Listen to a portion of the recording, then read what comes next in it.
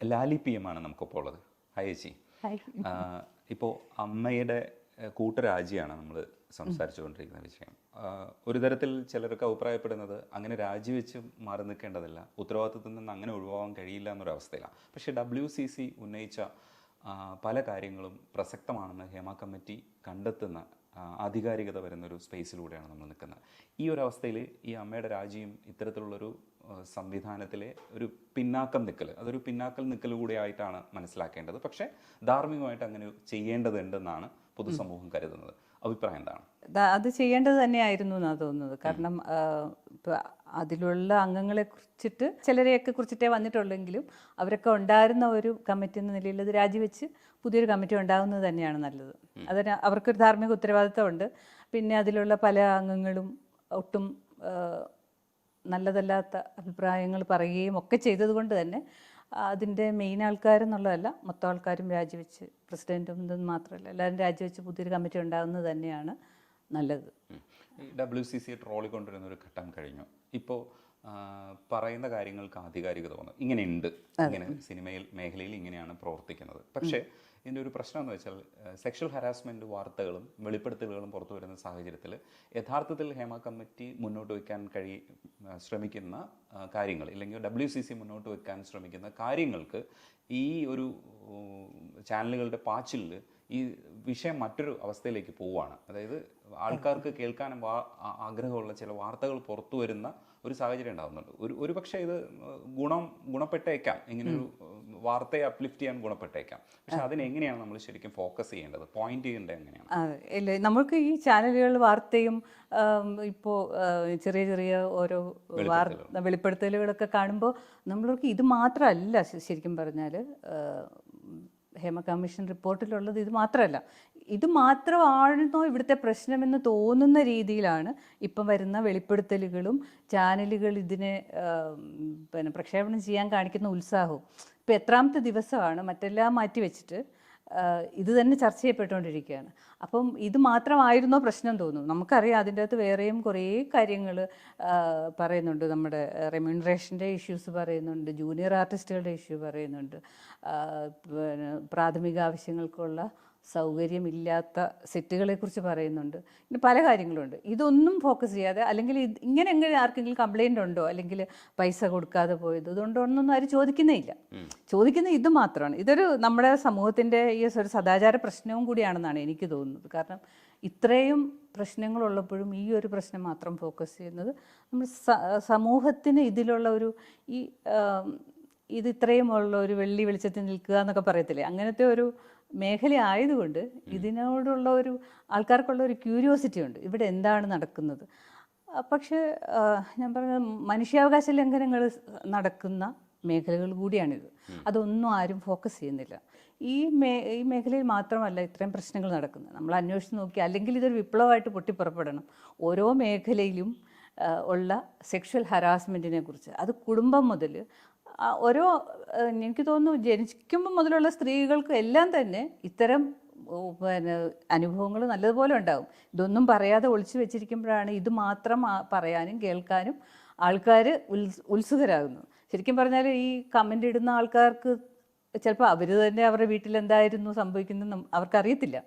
എന്നിട്ടാണ് ഇവിടെ വന്ന് ഈ കമൻ്റ് ഇടുന്നത്. അതുകൊണ്ട് ഇത് കുറച്ചും കൂടി ഫോക്കസ്ഡ് ആവണം എന്നൊരു അഭിപ്രായമുണ്ട്. പക്ഷേ ഇങ്ങനൊരു സംഭവം ഉണ്ടായത് നന്നായി എന്ന് തന്നെയാണ് ഞാൻ വിചാരിക്കുന്നത്. കാരണം ആരും ചോദിക്കാനും പറയാനും ഇല്ല. അല്ലെങ്കിൽ ഞങ്ങളെ അങ്ങനെയും പലരും പറഞ്ഞു എന്നാണല്ലോ പറയുന്നത്. നീ പരാതി കൊടുത്തു, കുഴപ്പമില്ല എന്നൊക്കെ പറയുന്നിടത്ത് ചോദിക്കാനും പറയാനും ആൾക്കാരുണ്ട് എന്നൊരു തോന്നലിലേക്ക് ഇത് വളർന്നുവെങ്കിൽ അതൊരു നല്ല മാറ്റം തന്നെയാണ്.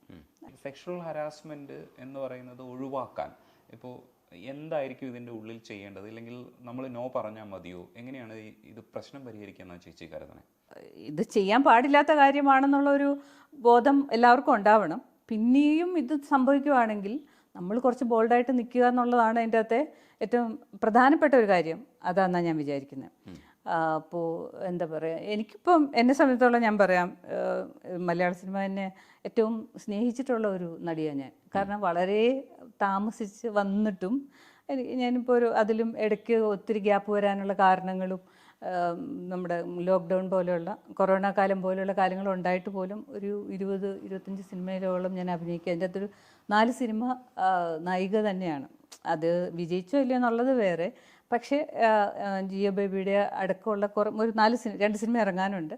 അങ്ങനെ അപ്പോൾ എനിക്ക് അങ്ങനെയുള്ള അനുഭവങ്ങൾ തീർത്തും ഇല്ലയെന്ന് തന്നെ പറയാം. പക്ഷെ ഉണ്ട് ഒരെണ്ണം. എങ്കിൽ പോലും ഞാൻ അഭിനയിച്ചത് കൂടുതലും ന്യൂ ജനറേഷൻ കുട്ടികളുടെ സിനിമയായിരുന്നു. എല്ലാവരുടെയും തന്നെ എനിക്ക് തോന്നുന്നു വളരെ കുറച്ച് പേരേ ഉള്ളൂ, ജിസ് ജോയ് അടക്കമുള്ള കുറച്ച് പേരുടെ സിനിമകളേ ഉള്ളൂ നേരത്തെ മുതൽ ഇവിടെ ഉണ്ടായിരുന്നു. പക്ഷെ എല്ലാം പുതിയ ആൾക്കാരാണ്. ഈ കുട്ടികളൊക്കെ വളരെ ഡീസൻ്റായി മറ്റുള്ളവരോട് ബിഹേവ് ചെയ്യുകയൊക്കെ ചെയ്യുന്ന കുട്ടികളാണ്. അത് നമ്മളത് പറയാതിരിക്കുന്നത് ശരിയല്ല. കാരണം ഇതിൽ വരുമ്പോൾ ഉള്ള പ്രശ്നം എന്താണെന്ന് ചോദിച്ചാൽ ഇവരെല്ലാം കിടന്നു കൊടുത്തിട്ടാണോ, ഈ ചോദ്യങ്ങൾ അതാണ്. അപ്പോഴും വേറൊന്നും ചോദിക്കുന്നില്ല ആൾക്കാർ. നിങ്ങൾക്ക് മറ്റെന്തെങ്കിലും ബുദ്ധിമുട്ടുണ്ടായോ, നിങ്ങൾക്ക് റെമ്യൂണറേഷൻ കിട്ടിയതും ചെയ്യും, ഇവരെല്ലാം കിടന്നു കൊടുത്തിട്ടാണോ, അല്ലെങ്കിൽ ഇവരെല്ലാം തെറ്റുകാരാണ്, ഈ ഒരു ചോദ്യം വരുന്നുണ്ട്.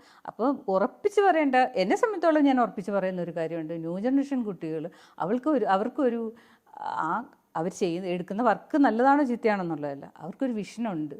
അവരതുമായിട്ട് മുന്നോട്ട് പോകുന്ന ആൾക്കാരാണ്. പിന്നെ അവർക്ക് കുറച്ചും കൂടി പെൺകുട്ടികളുമായിട്ടുള്ള സൗഹൃദങ്ങളുണ്ട്. അതുകൊണ്ട് തന്നെ ഇങ്ങനെയൊന്നും സംഭവിക്കുന്നില്ലെന്നാണ് ഞാൻ കരുതുന്നത്. പക്ഷേ എന്നോടും മോശമായി ബിഹേവ് ചെയ്യുകയും മെസ്സേജ് അയക്കുകയും ഒക്കെ ചെയ്തിട്ടുള്ള സംഭവങ്ങൾ ഉണ്ടായിട്ടുണ്ട്. പക്ഷെ ഞാനത് കൃത്യമായിട്ട് ഞാൻ എൻ്റെ സ്റ്റാൻഡ് വ്യക്തമാക്കി, നടക്കത്തില്ല, ഇങ്ങനെയാണെങ്കിൽ ഞാൻ മുന്നോട്ട് പോകും എന്ന് പറയുകയും തടഞ്ഞു നിർത്തുകയും ചെയ്തിട്ടുണ്ട്. അതിനുശേഷം ഞാൻ ഇത്രയും ബോൾഡായിട്ട് തീരുമാനം എടുത്തതിന് ശേഷം എനിക്ക് മെസ്സേജൊന്നും അയച്ചിട്ടില്ല. പിന്നെയുള്ള പ്രശ്നം എന്താണെന്ന് ചോദിച്ചാൽ, നമ്മളുടെ എല്ലാവരുടെയും മുമ്പിൽ വെച്ചിട്ട് സെക്സ് ജോക്കുകൾ പറയുക, അല്ലെങ്കിൽ പിന്നെ നല്ലതായിട്ടൊക്കെ നിന്നാൽ ഞങ്ങൾ പിന്നെ വർക്കൊക്കെ മേടിച്ചു തരാം എന്നുള്ള രീതിയിൽ പൊതുവായിട്ട് പറയുക. പിന്നെ വളരെ എന്നോട് മോശമായിട്ട് പെരുമാറിയ വ്യക്തി തന്നെ എൻ്റെ കേൾക്ക് തന്നെ മറ്റുള്ള WCCയിലെ അംഗങ്ങളെയൊക്കെ വളരെ മോശമായി കുറ്റം പറയുകയൊക്കെ ചെയ്യുകയും ഒക്കെ ചെയ്തിട്ടുണ്ട്.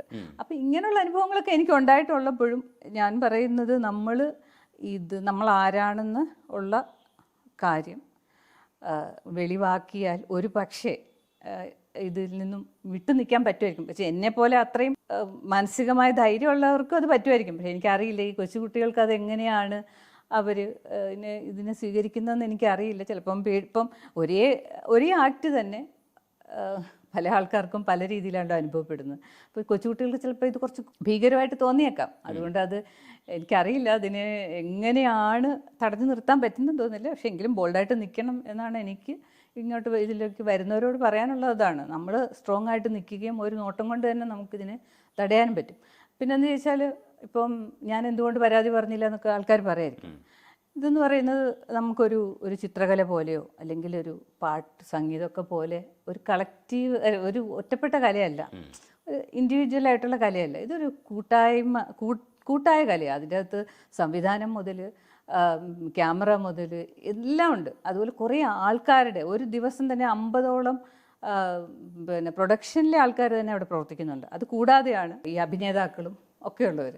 അപ്പം നമ്മൾ ഇങ്ങനെയുള്ള ഒരു കലയെ നമ്മളൊരു എന്തെങ്കിലും ഇത് പറഞ്ഞ് നിർത്തി വെച്ചാൽ അത് ഈ സിനിമയ്ക്ക് തന്നെ ദോഷമാണല്ലോ എന്ന് വിചാരിച്ചിട്ടാണ് ഞാൻ സത്യത്തിൽ അത് ഒരു വലിയ പ്രശ്നമാക്കാതിരുന്നതും. പക്ഷെ ഞാൻ കൃത്യമായി പറയേണ്ടടുത്ത് പറയുകയും ചെയ്തിട്ടുണ്ട്. അപ്പോൾ എനിക്ക് പറയാനുള്ളത്, നമ്മൾ ഈ സിനിമയെ സത്യത്തിൽ റെസ്പോൺസ് എന്തായിരുന്നു ചേച്ചി പറഞ്ഞപ്പോൾ? എങ്ങനെ പറഞ്ഞപ്പോൾ എന്തായിരുന്നു അവരുടെ റെസ്പോൺസ്? എന്തായിരുന്നു അറിയിക്കേണ്ടടുത്ത് ഞാനിത് ശരിക്കും പറഞ്ഞാൽ പ്രൊഡക്ഷൻ കൺട്രോളറോട് തന്നെ പറഞ്ഞു, എനിക്കിത് ബുദ്ധിമുട്ടാണ്, എപ്പോഴെപ്പോഴും ഫോൺ ചെയ്യുന്നു, മെസ്സേജ് അയക്കുന്നു. അപ്പം പറഞ്ഞു, ഇതൊരു ചേച്ചി അവർ കുറേ പെൺകുട്ടികളുടെ ഉദാഹരണ സഹിതം പറഞ്ഞു, ഇതിപ്പം ചേച്ചി കേസ് കൊടുത്താലും ശരി, ഇനിയിപ്പോൾ ഇവരോട് വഴങ്ങിയില്ലെങ്കിലും ശരി, ഇനി ചേച്ചിക്ക് വർക്ക് കുറവേ കിട്ടുള്ളൂ. ഞാൻ അത് കുഴപ്പമില്ല, കാരണം സിനിമ എന്ന് പറയുന്നത് എനിക്ക് ഭയങ്കര യാദൃശ്ചികമായി കിട്ടിയൊരു സംഭവമാണ്. ഞാൻ അങ്ങനെ ഭയങ്കരമായിട്ട് ആഗ്രഹിച്ചിരുന്നിട്ടൊന്നും കിട്ടിയതല്ല, വളരെ യാദൃശ്ചികമായിട്ട്. പക്ഷേ ഞാൻ അത്രയേറെ ബഹുമാനിക്കുന്ന ഒരു ഫീൽഡാണിത്. പക്ഷേ എനിക്ക് വളരെ യാദൃശ്ചികമായിട്ട് കിട്ടിയതാണ്. അപ്പം കിട്ടിയില്ലെങ്കിൽ എനിക്ക് പ്രശ്നമില്ല. ഇത് ഞാൻ പരാതി കൊടുക്കുന്നില്ല. പക്ഷേ ഞാൻ അയാളോട് തന്നെ പറയും, ഇത് പ്രശ്നമാകും എന്ന് പറയുമെന്ന് ഞാൻ പറഞ്ഞായിരുന്നു. അപ്പോൾ അങ്ങനെ, പക്ഷേ ഇത് എല്ലാവർക്കും അറിയാം ഈ പ്രശ്നം. ഇതിങ്ങനെയാണ്, നമ്മൾ ഒരാളുടെ കണ്ണിൽ പെട്ടു എന്നാൽ, ഒരാൾക്ക് നമ്മളോടൊരു അഭിനിവേശം ഉണ്ടായി എന്നാൽ തന്നെ പിന്നെ നമുക്ക് വർക്ക് കിട്ടില്ല. അങ്ങനത്തെ ഒരു അവസ്ഥ ഉണ്ടെന്നാണ് ഇതിൻ്റെ അതോറിറ്റീസ് തന്നെ നമ്മളോട് പറഞ്ഞ് കേൾപ്പിക്കുന്നത്. മനസ്സിലായോ? പക്ഷേ ഞാനിപ്പോൾ അതുകൊണ്ടൊന്നുമല്ല, എനിക്ക് വർക്ക് ഇനി കിട്ടാതിരിക്കുമെന്നൊന്നും ഓർത്തിട്ടല്ല. ഞാൻ ഓർത്തത് ഒരു പുതുമുഖ സംവിധായകനായിരുന്നു. അത് ഒരു പുതുമുഖ സംവിധായകനും എഴുതിയത് ഒരു കൂട്ടുകാരനും കൂടിയാണ്. അവരെത്രയോ കാലത്തെ അവരുടെ ഒരു സ്വപ്നമാണ് ഇപ്പം നടന്നുകൊണ്ടിരിക്കുന്നത്. ഞാൻ നിന്നാൽ അത്രയും ദിവസത്തെ ഷൂട്ടിംഗ് മുടങ്ങും. ഷൂട്ടിംഗ് പോയി പിന്നെ പുതിയതായിട്ട് എടുക്കണം, എല്ലാം പുതിയതാവണം. ഇപ്പോൾ ഒരു പുതിയൊരു നടി വന്നാലും പുതിയതാവണം, അതല്ല ഇനി ആ കക്ഷിയെ പറഞ്ഞു വിട്ടാലും അത് പുതിയതാകണം. അപ്പം എനിക്ക് തന്നെ ഡീൽ ചെയ്യാൻ പറ്റിയെന്നാണ് ഞാൻ വിചാരിക്കുന്നത്.